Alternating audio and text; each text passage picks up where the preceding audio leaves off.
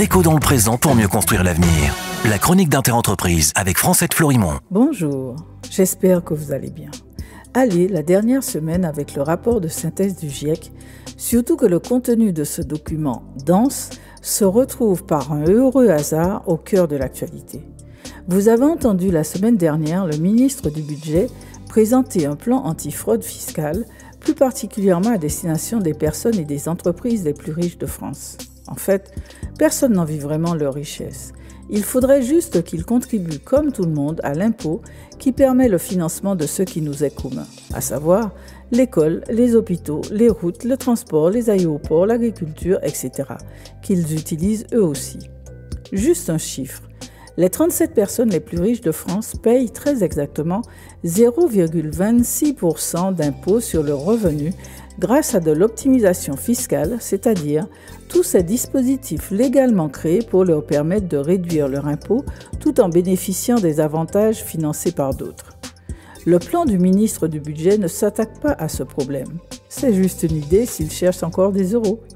À titre de comparaison, si 13 millions de Français ne payent pas d'impôts car ils ont des revenus trop faibles, 26,5 millions d'entre eux payent entre 11 et 30% d'impôts.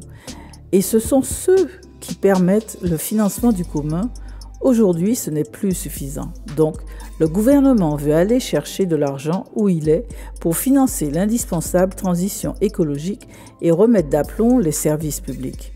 Pour rappel, les experts du GIEC écrivent que l'éradication de l'extrême pauvreté, la pauvreté énergétique et assurer un niveau de vie décent dans les pays à faible émission peut être atteint à court terme sans croissance significative des émissions mondiales de gaz à effet de serre.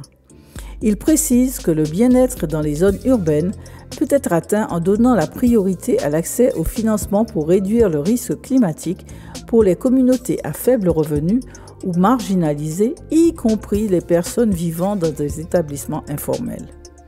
Il rappelle que les personnes ayant un statut socio-économique élevé contribuent de manière disproportionnée aux émissions et ont le potentiel le plus élevé de réduction des émissions.